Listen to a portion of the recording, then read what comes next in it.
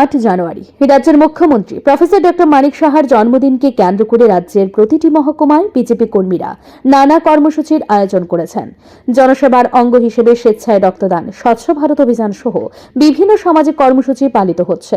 রাজধানীর আইজিএম হাসপাতালে স্বাস্থ্যকর্মীদের উদ্যোগে অনুষ্ঠিত হয় একটি স্বেচ্ছায় রক্তদান শিবির। এই কর্মসূচিতে উপস্থিত ছিলেন প্রদেশ বিজেপির সদর শহর জেলা সভাপতি অসীম ভট্টাচার্য এবং রামনগর কেন্দ্রের বিধায়ক দীপক মজুমদার। এছাড়াও শিবিরে অংশ নেন আইজিএম হাসপাতালের স্বাস্থ্যকর্মীরা।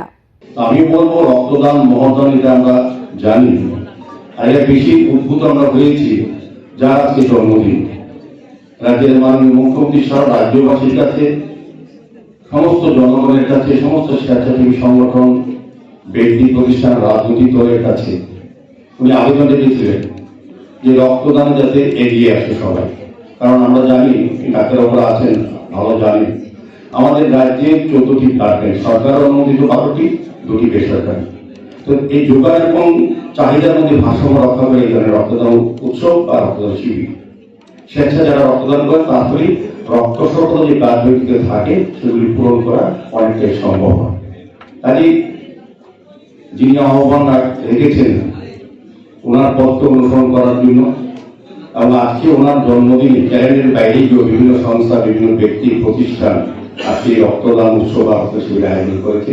ওনার আবেদনের প্রতি উনি একটা মহৎ আবেদন রেখেছেন, এটা অত্যন্ত প্রয়োজনীয়, সেটাকে সম্মান জানানোর জন্য, শ্রদ্ধা জানানোর জন্য আজকে ওনার জন্মদিনে আমরা এই কর্মসূচি বিভিন্ন স্তরে, বিভিন্ন জায়গায় দলীয়ভাবে হোক আর অন্য পর্যায়ে হোক করা হচ্ছে।